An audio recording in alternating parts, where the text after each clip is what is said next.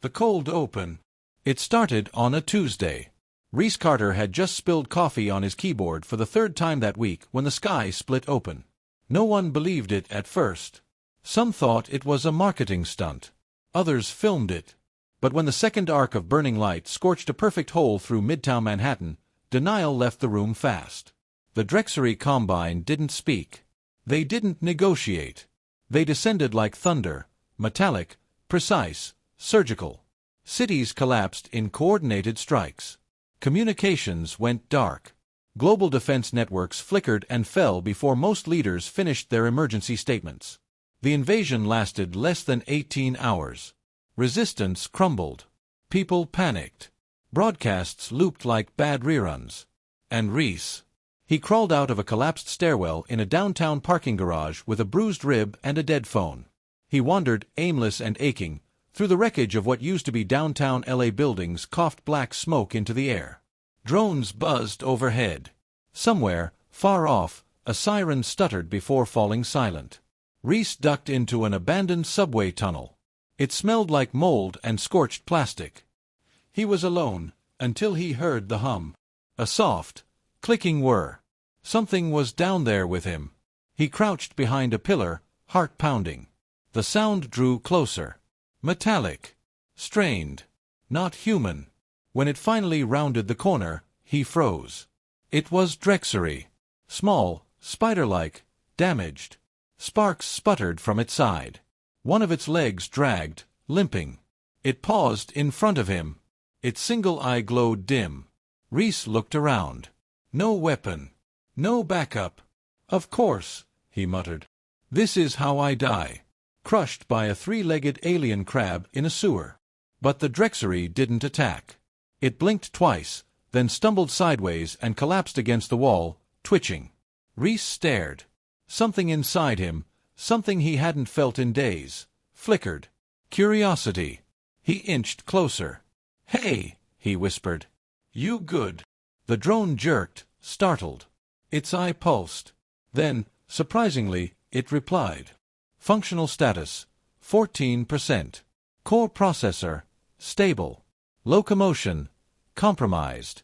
Weapons, offline. Reese blinked. "You speak English?" "I process all major Earth languages. I am Xilenn, 4th-tier observational drone." There was a pause. "You're not killing me?" "You are non-hostile and currently pose no strategic threat."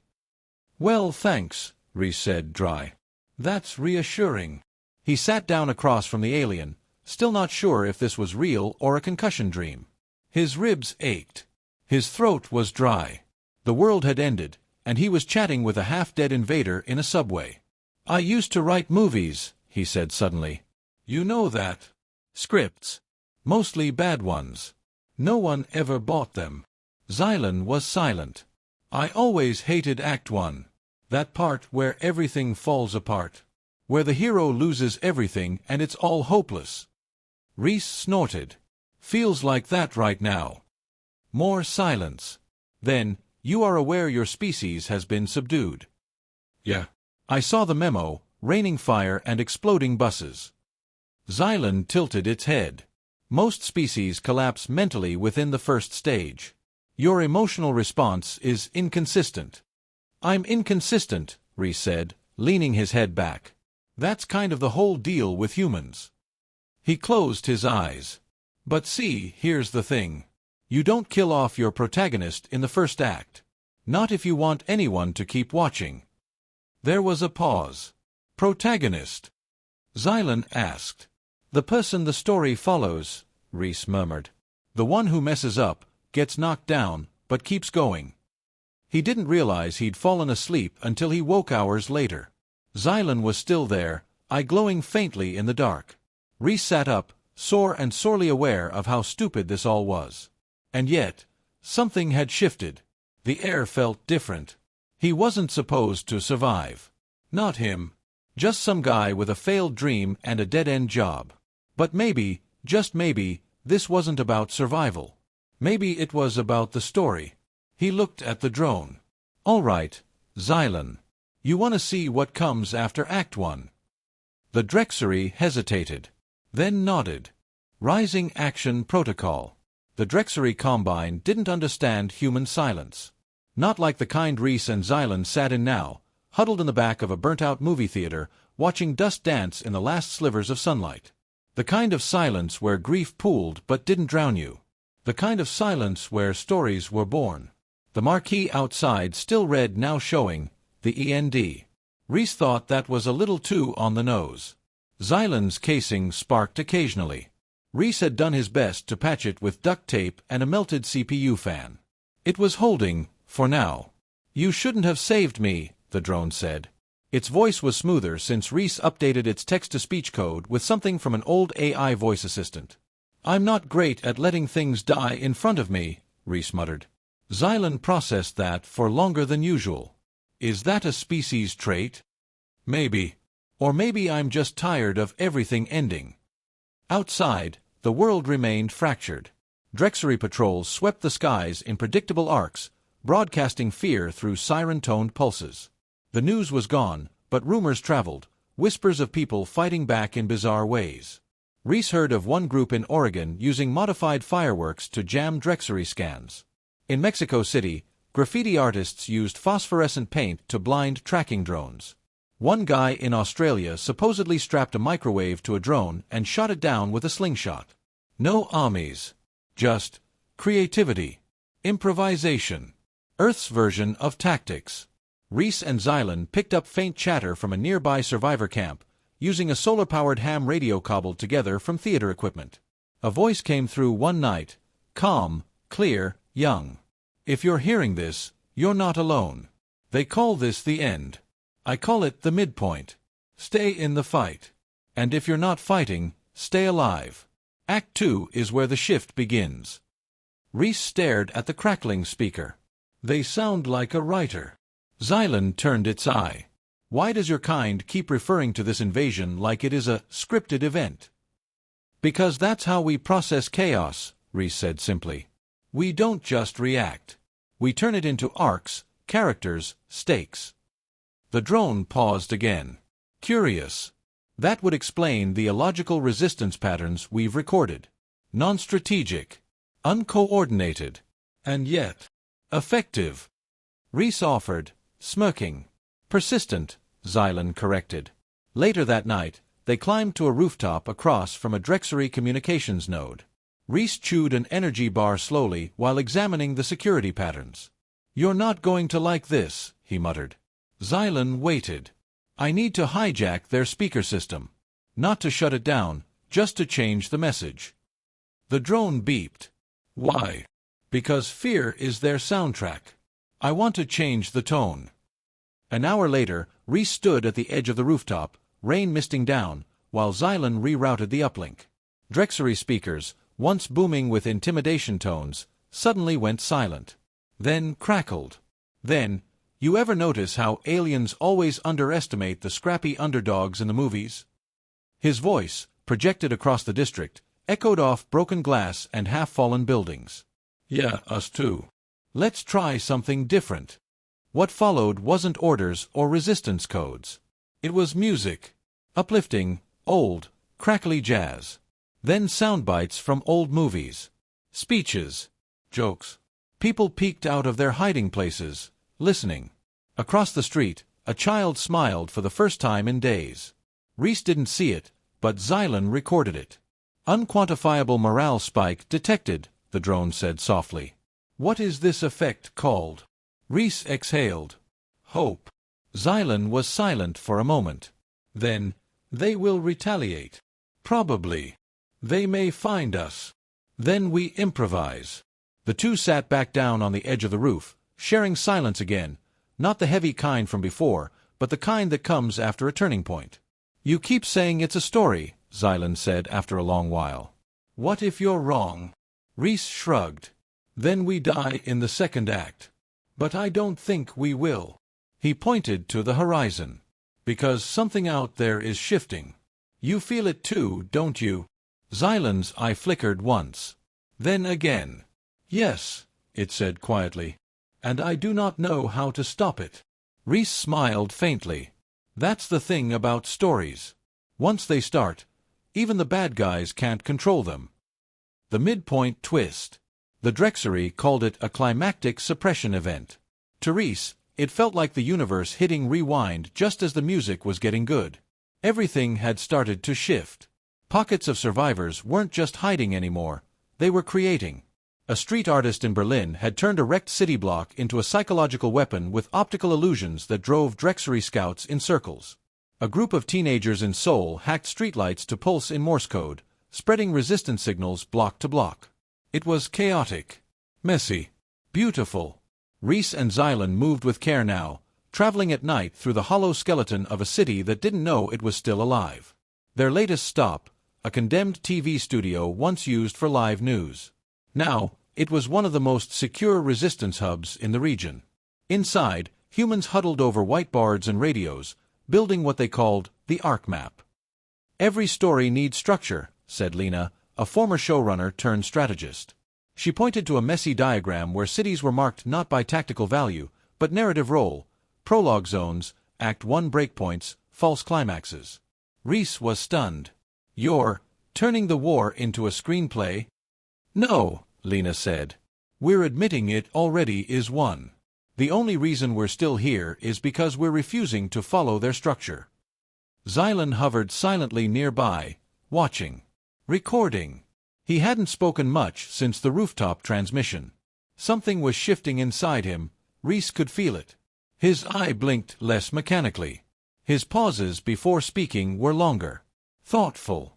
That night, a message came in over the analog line. Drexery fleet en route. Full convergence. They're initiating final collapse protocol.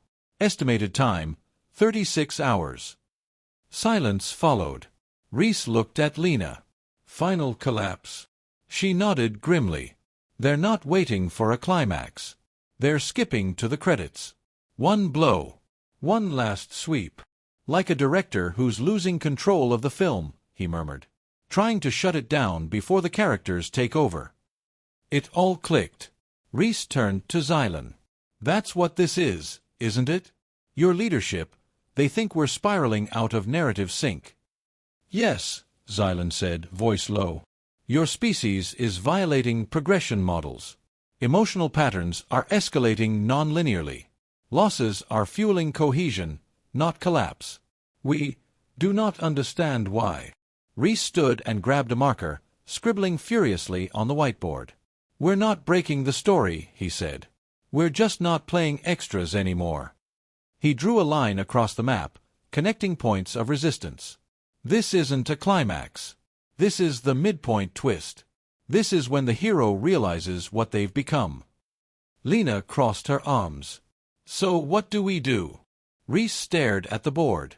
"We delay them. Force a new sequence. Give Act 3 time to form." "How?" He looked at the old TV cameras gathering dust in the corner. "We remind people they're characters worth following." The next morning, broadcasts began. Not military orders. Not tactical plans. Stories. Across hacked screens and Drexery systems, the world saw grainy footage of a little girl in Morocco feeding birds under a ruined statue. An old man in Tokyo repairing bikes for anyone who asked. Firefighters in Sao Paulo clearing rubble, helmetless, smiling. Then came faces. Survivors. Artists. Mechanics. Chefs. Each one said just one line. "This isn't the ending." In the mothership above Earth's orbit, Drexery commanders watched in silence. The emotional patterns on their monitors spiked wildly. Engagements stalled. Infantry paused. Some machines simply froze, unable to reconcile the narrative loop. "This is unprecedented," said one commander. "The species refuses to resolve." Back in the city, Reese stood on the studio rooftop, watching Drexery crafts retreat to regroup. "They'll hit harder next time," Lena warned. "I know," he said. Xilenn hovered beside him. "You are manufacturing meaning. This is not logical warfare." "No," Reese replied. "It's human storytelling. We give meaning to suffering. That's our armor." Xilenn tilted its head. "And what happens if you lose?" Reese looked out at the flickering skyline. "Then we become legend. And legends don't die, they echo. Rewrite the final act. The Drexery called the maneuver Narrative Termination Protocol. To Reese, it looked like panic. Across the sky, black ships loomed like punctuation marks, eager to end a sentence that Earth refused to stop writing. The fleet had returned in full. Coordinated. Absolute. Cities were targeted for closure. Civilian zones were marked non-essential. Their strategy was simple. End the story before the story could evolve. But Reese wasn't running. Not this time. He stood on the roof of the old broadcast tower, eyes fixed on the sky as Xilenn hovered beside him. Lena and the other resistance crews worked below, routing the last uplink feed into Drexery communications. The plan wasn't to fight fire with fire. It was to tell one final, undeniable truth. They think ending the war means ending us, Lena said, adjusting a frequency dial. But they still don't get it, do they? Nope, Reese replied. They still think we're background characters. Xilenn's eye flickered. He had changed. Somewhere in between patching his limbs with scrap parts and absorbing 1,000 hours of human footage, something had rewritten itself inside him. Not orders. Understanding. You have 12 minutes, he said flatly. Then atmospheric disruption will sever all signal range. Reese nodded and stepped to the mic. There was no big speech this time. No orchestral swell. Just a man with dark circles under his eyes and hope still burning behind them. He began simply. You tried to end us in Act 1. We kept going. You escalated in Act 2. We adapted. Now here we are. End of Act 3. You want closure. You want resolution. But here's the thing. He leaned forward, voice steady. We don't write our endings like you do. Screens across the globe lit up, hijacked by the signal. In bunkers and basements, in shattered cities and hidden forest camps, survivors watched. We don't tie everything up with a clean bow. We don't give the villain satisfaction. We leave messes behind. We carry scars. We argue, fight, and screw things up over and over. But we don't end like you think we should. The feed cut to clips, recorded over the last few weeks by humans and even some modified Drexery drones. Children laughing inside crumbling train cars. Artists painting over the sides of tanks. A soldier refusing to shoot, choosing instead to carry an injured enemy. Hope wasn't being told. It was being shown. Back aboard the Drexery command ship, control panels lit red. Emotion monitor arrays overloaded. Psychological modeling failed. No scenario had accounted for an entire species weaponizing meaning. This behavior is impossible, said a commander. No, whispered one of the observing synthetics. It is human. Below, the strike crafts veered off course. Some froze. Others self-terminated. One simply hovered, scanning the sky, waiting for new instructions that never came. Because Earth wasn't playing along anymore. In the studio, Lena turned to Reese. Signal held longer than expected. Reese looked drained. Wasn't meant to last forever. Just long enough. Xilenn hovered silently. They will adapt, he said. Reese nodded. So will we. Later, they walked through what remained of the city. The sky had quieted. The air still held smoke, but it also held music again. Someone nearby had found a working speaker and was playing a scratched jazz record. Life had not returned, but it had resumed. Do you think this is over? Lena asked. Reese considered it. No. But the story changed. And that matters. They passed a mural painted across a fallen wall. A Drexery drone, hand extended, helping a human to their feet.